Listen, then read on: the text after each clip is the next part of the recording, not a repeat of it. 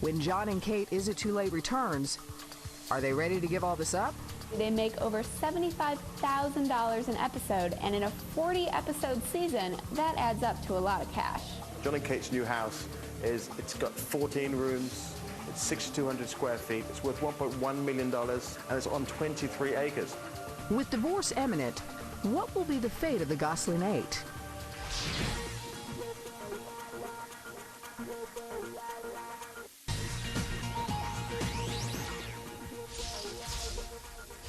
Sadly, with Jon and Kate, there were claims from the inner circle that their marriage has for some time been at risk.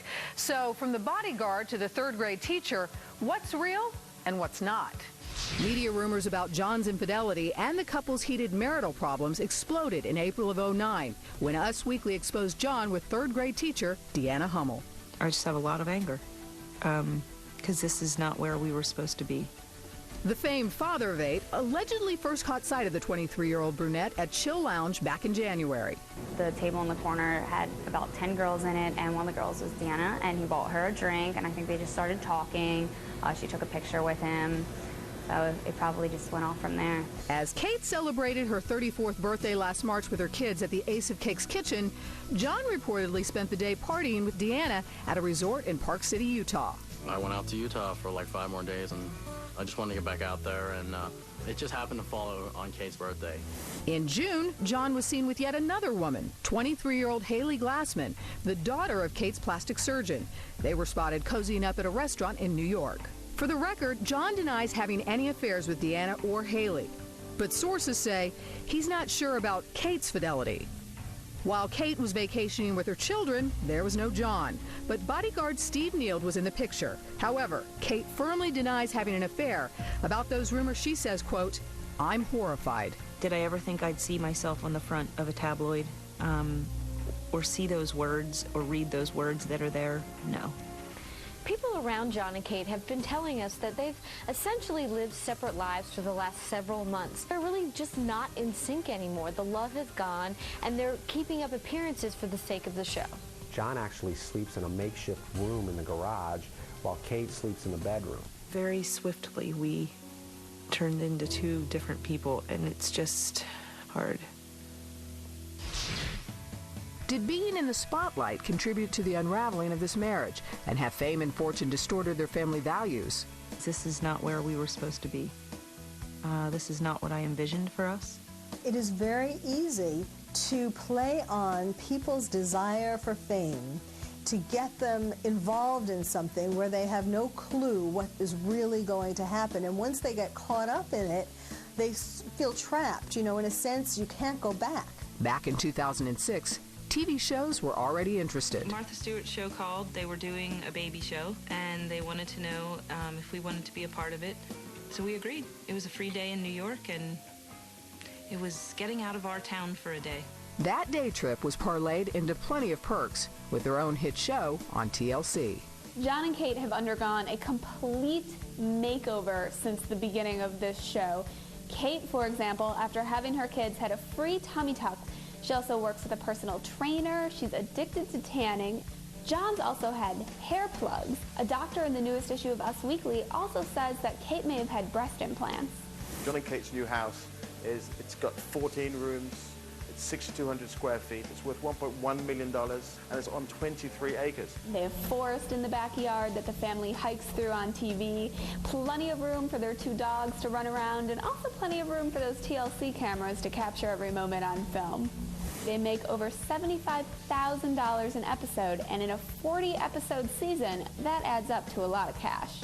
Besides the show, Jon and Kate have a ton of other ways that they're generating income. I am like your biggest fan. I'm so excited. Hello, biggest fan. Kate's written a few books, they make appearances, they sell photos for $20 a pop at these book signings and church appearances. They also give speeches. The Goslings have made their family name into a business.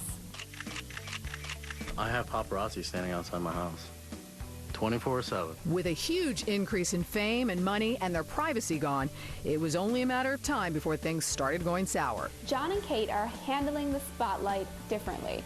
Kate says she loves her life. She loves writing books, meeting the fans. Jon, meanwhile, is not really into fame. I mean, it's really difficult. for me, on my end. And I'm very happy. So there you go. There's your conflict. Next on Jon and Kate, Is It Too Late? How do they now do the TV show? I think that's what everyone is kind of asking. What will the future hold for the Gosling children, and will it be played out on TV?